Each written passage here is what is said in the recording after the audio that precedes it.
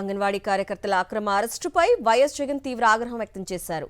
ఇచ్చిన హామీలను అమలు చేయమంటే అరెస్టు చేస్తారా అంటూ ప్రశ్నించారు. అంగన్వాడీ కార్యకర్తలు, హెల్పర్లకు చంద్రబాబు క్షమాపణ చెప్పాలని డిమాండ్ చేశారు. ఎన్నికల సమయంలో ఇచ్చిన హామీలను అమలు చేయాలని అడిగితే అంగన్వాడీ కార్యకర్తల్ని అరెస్టు చేయడం ఎంతవరకు సమంజసమని ప్రశ్నించారు వైఎస్ జగన్. చంద్రబాబు మీరిచ్చిన హామీలు అమలు చేయాలంటూ అంగన్వాడీ వర్కర్లు, హెల్పర్లు గట్టిగా అడగటం తప్పవుతుందా అని నిలదీశారు. 2 ఏళ్లు గడిచినా ఆ హామీలకు దిక్కు మొక్కు లేదని నిలదీయటం, ప్రశ్నించటం నేరమవుతుందా అని ఎక్స్లో ట్వీట్ చేశారు. అంగన్వాడీ వర్కర్లు, హెల్పర్లపై దమనకాండ అత్యంత హేయమన్నారు.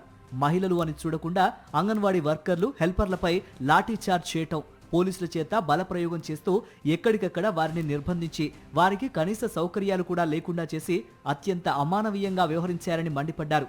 ఇలా చేయడానికి సిగ్గనిపించడం లేదా అంటూ కూటమి ప్రభుత్వాన్ని నిలదీశారు వైఎస్ జగన్. అంగన్వాడీ వర్కర్లు, కార్యకర్తలు ప్రజాస్వామ్యయుతంగా, శాంతియుతంగా ఆందోళన చేస్తుంటే వారిని చర్చలకు పిలుస్తామని చెప్పి ముందు రోజే నిరసనలను అడ్డుకోవటం దారుణమని అన్నారు.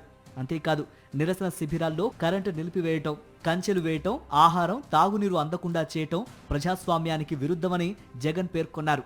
అంగన్వాడీ కార్యకర్తలకు తక్షణం క్షమాపణ చెప్పి ఇచ్చిన హామీలను అమలు చేయాలని జగన్ డిమాండ్ చేశారు. ఇంకోవైపు ఒక్క అంగన్వాడీలకే కాదు, రైతులకు, విద్యార్థులకు, మహిళలకు, ఉద్యోగులు సహా వివిధ వర్గాల వారికి చేస్తున్న అన్యాయాలు, వెన్నుపోట్లు శిశుపాలుడి పాపాల్లా పెరుగుతూనే ఉన్నాయన్నారు. వివిధ వర్గాలపై జరుగుతున్న అన్యాయాలకు ప్రభుత్వం తప్పకుండా మూల్యం చెల్లించాల్సి ఉంటుందని వైఎస్ జగన్ హెచ్చరించారు.